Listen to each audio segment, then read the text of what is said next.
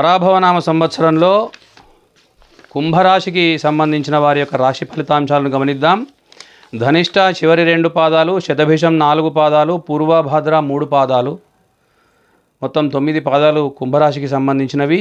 గు, గే, గో, సా, సి, సు, సే, so, the అక్షరాలు తమ పేర్లలో మొదటగా కలవారు కుంభరాశికి చెందినవారు అవుతారు. ఈ సంవత్సరం వీరి ఆదాయం 2, వ్యయం 8. ఈసారి చాలామందికి ఆదాయం తక్కువగా ఉన్నది, వ్యయం ఎక్కువగా ఉన్నది. అంటేనే గమనించాలి, ఖర్చులు పెరుగుతున్నాయి. ఆదాయం పెంచుకోవడం ద్వారా, ఖర్చులను తగ్గించుకోవడం ద్వారా తమ జీవనాన్ని సుఖమయంగా ఆర్థిక విషయంలో మార్చుకునేటువంటి ప్రయత్నం ప్రతి ఒక్కరూ చేయవలసిందే. రాజపూజ్యం 5, అవమానం 6. ఒక్కరు అదనంగా ఉన్నారు తిట్టడానికి సిద్ధంగా మీకోసం. కనుక ఒక్కరిని కూడా సంతోషపరిచి అవసరమైతే వారికి దూరంగా ఉండి సుఖంగా ఉండే అవకాశం ఉన్నది. ఇక కుంభరాశికి సంబంధించిన వారి సహజ లక్షణాలను గమనించినట్లయితే మృదు స్వభావాన్ని కలిగి ఉంటారు, దయా వినయాన్ని ప్రదర్శిస్తూ ఉంటారు, మంచి మాటల చేతనే పనులు నిర్వహించుకునేటువంటి సామర్థ్యాన్ని కలిగి ఉంటారు. పరిస్థితులను తమకు అనుకూలంగా మార్చుకునేటువంటి శక్తి వీళ్ళకు తక్కువగా ఉంటుంది. అంటే కేవలం సానుకూల వాతావరణంలోనే దిగ్విజయంగా పని పూర్తి చేసేటువంటి స్వభావాన్ని కలిగి ఉంటారు. అయితే అటువంటి సమాజంలో కూడా అన్ని ఆటంకాలకు ఎదురీది అందరినీ సంతోషపరుస్తూనే తాము అనుకున్నటువంటి విజయతీరాన్ని పొందే లక్షణాన్ని కలిగి ఉంటారు. వ్యక్తులేందో అప్పటికప్పుడు ఏదో తేడాలున్నా కూడా అయిష్టత, విద్వేషాలను ప్రదర్శించే లక్షణం తక్కువ, జ్ఞాపక శక్తి బాగా ఉంటుంది. అందరినీ కుటుంబ సభ్యులుగా చూసేటువంటి అవకాశం ఉంటుంది. వీరి అభిప్రాయాలు మాత్రం చాలా నిశ్చింతగా, స్థిరంగా ఉండేటువంటి అవకాశం ఉంటుంది. ఇక ఈ పరాభవనామ సంవత్సరంలో కుంభరాశికి సంబంధించిన వారి రాశి ఫలితాలను గమనించినట్టయితే బృహస్పతి 5 మరియు 6 స్థానాలలో సంచరించడం వల్ల, అదేవిధంగా శని కొంత ప్రతికూలమైనటువంటి స్థానంలో ఉండడం వల్ల మిశ్రమ ఫలితాలను గమనించవచ్చు.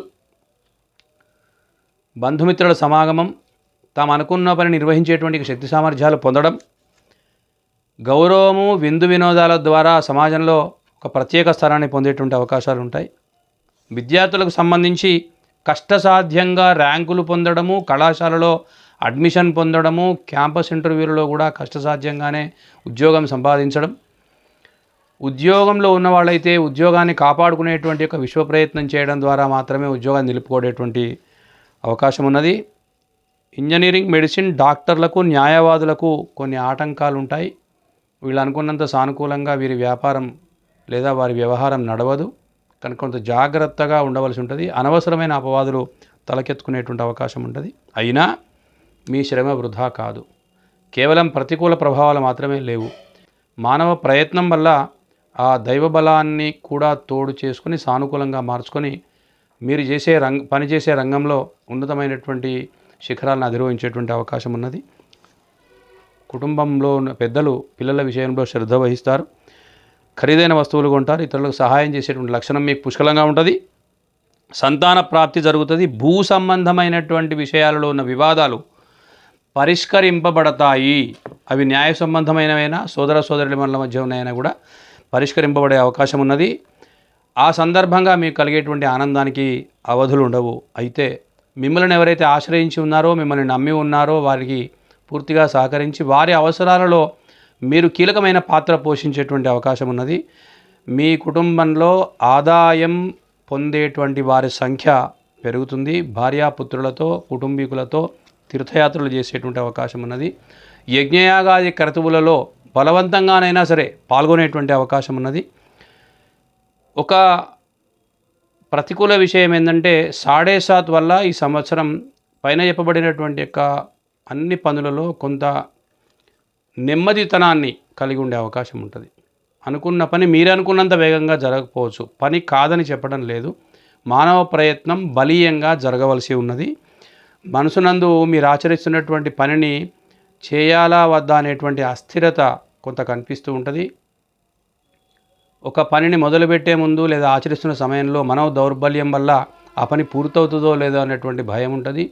మానసిక శారీరక అనారోగ్యతల వల్ల కొంత ఇబ్బంది పడేటువంటి అవకాశం ఉంటుంది.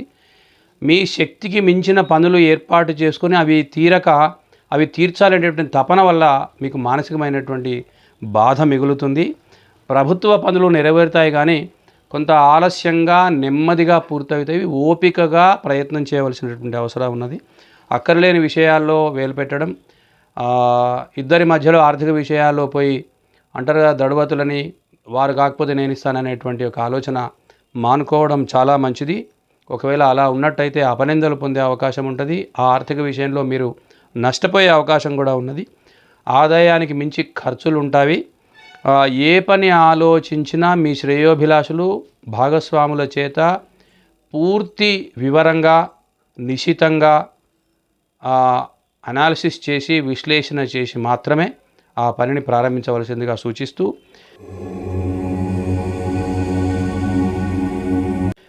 పరిహారంగా శని సంబంధమైన జప హోమ తర్పణాదులను నిర్వహించి, శని పూజలు నిర్వహించి, శని త్రయోదశి నాడు తైలాభిషేకం వంటి